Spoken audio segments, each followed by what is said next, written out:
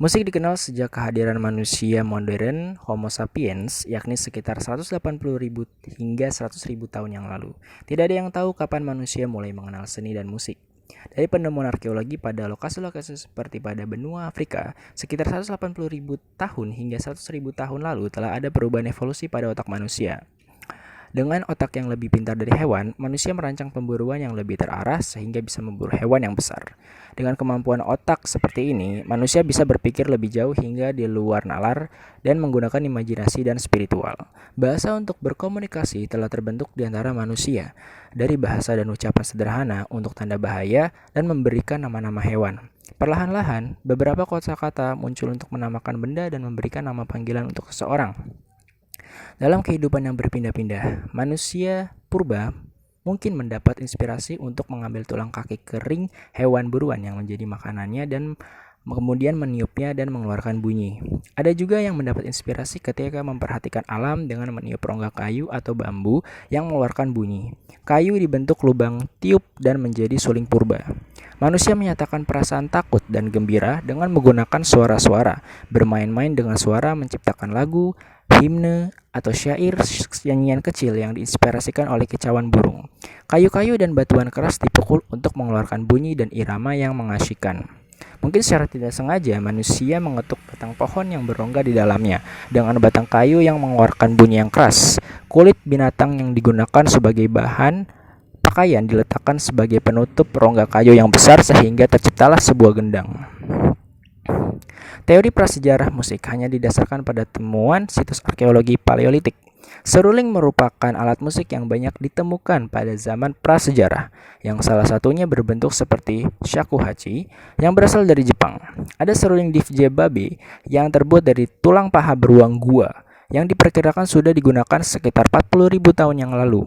Berbagai jenis seruling dan alat musik yang terbuat dari dawai atau senar telah ada sejak zaman peradaban lembah Sungai Indus, India, yang memiliki salah satu tradisi musik tertua di dunia yang berasal dari kitab Weda. Penemuan terbesar dan tertua dari alat musik prasejarah berlokasi di Cina, yang bisa dilacak balik ke antara 7.000 dan 6.600 silam Masehi. Lagu-lagu Huri adalah kumpulan musik tertulis dalam tulisan kuno yang digali dari hurian di kota Ugarit yang diperkirakan telah ada sekitar 1.400 silam Masehi.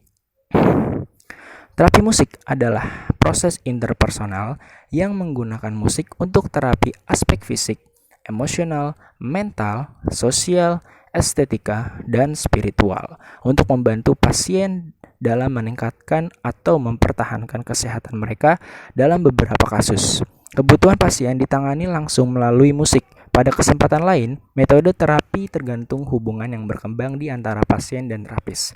Terapi musik ini digunakan untuk individu dari segala usia dan dengan berbagai kondisi, termasuk untuk gangguan kejiwaan, masalah medis, cacat fisik, gangguan sensorik, cacat perkembangan, penyalahgunaan zat, gangguan komunikasi, masalah interpersonal, dan untuk orang-orang yang berada dalam proses penuaan. Terapi juga digunakan untuk meningkatkan konsentrasi belajar, meningkatkan harga diri, mengurangi stres, mendukung latihan fisik, dan memfasilitasi sejumlah aktivitas lainnya yang berhubungan dengan kesehatan.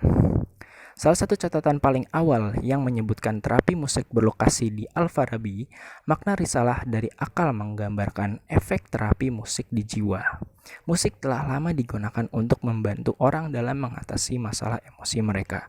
Pada abad ke-17, sarjana Robert Burton dalam The Anatomy of Melancholy berpendapat bahwa musik dan tari sangat penting dalam mengobati penyakit mental terutama melankoli. Dalam catatannya disebutkan, musik memiliki kekuatan yang sangat besar untuk mengusir penyakit dan menyebutnya sebagai obat sangat ampuh dalam melawan keputusasaan dan melankolis.